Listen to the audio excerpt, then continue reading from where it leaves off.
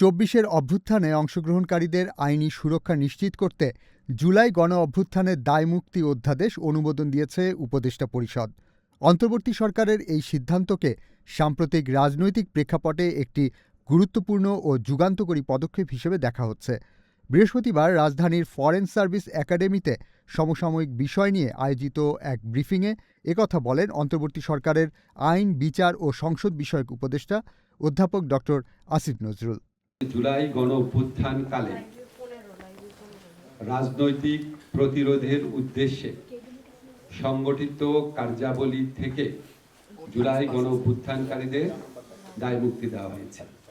রাজনৈতিক প্রতিরোধ বলতে আমরা বুঝিয়েছি ফ্যাসিস্ট সরকারের পতনের মাধ্যমে গণতান্ত্রিক শাসন ব্যবস্থা পুনরুদ্ধারের লক্ষ্যে সংগঠিত যে কার্যাবলী ছিল সে সমস্ত কার্যাবলীর ফৌজদারি দায় দায়িত্ব থেকে জুলাই গণ-অভ্যুত্থানকারীদের দায় মুক্তি দেওয়া হয়েছে।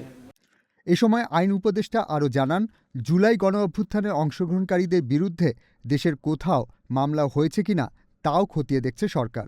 রাজনৈতিক হয়রানিমূলক মামলা যেগুলি ফ্যাসিস্ট সরকারের 15 বছরে করা হয়েছিল, প্রায় 20,000 মামলা অলরেডি উদ্ধৃত হয়েছে। তো আমরা এখন দেখব জুলাই গণ-অভ্যুত্থানকালে জুলাই গণ-অভ্যুত্থানকারীদের বিরুদ্ধে কোনো ফৌজদারি মামলা হয়েছে কিনা। অবশ্যই আমরা নিজেরাও ইনভেস্টিগেট করব, ওনারাও আমাদের একটা সেল গঠন করার চিন্তা করছে, আমরা ওই সেলের কাছে যোগাযোগ করব। তবে দায়মুক্তির সীমারেখাও স্পষ্ট করেছেন Asif Nazrul.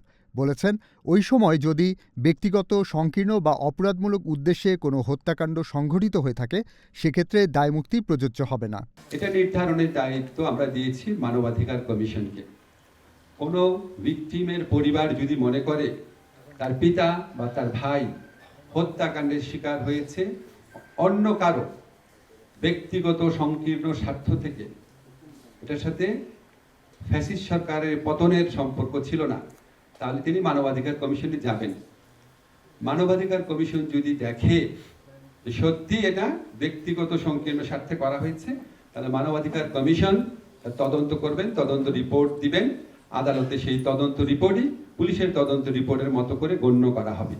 Human rights commission যদি দেখে যে না, যেই হত্যাকাণ্ডটা ঘটেছে এটা রাজনৈতিক প্রতিরোধের প্রক্রিয়ায় ঘটেছে, সেটার কোনো দায় থাকবে না, সেখান থেকে দায় মুক্তি পাওয়া হবে। এর আগে গত ৮ জানুয়ারি এক ফেসবুক পোস্টে ড.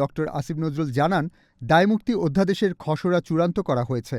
তিনি বলেন, জুলাই বিপ্লবের যোদ্ধাদের ফ্যাসিস্ট সরকারের দোসরদের সম্ভাব্য হয়রানি থেকে রক্ষা করা এবং তাদের প্রতিরোধমূলক ভূমিকার রাষ্ট্রীয় স্বীকৃতি নিশ্চিত করতেই এই উদ্যোগ নেওয়া হয়েছে।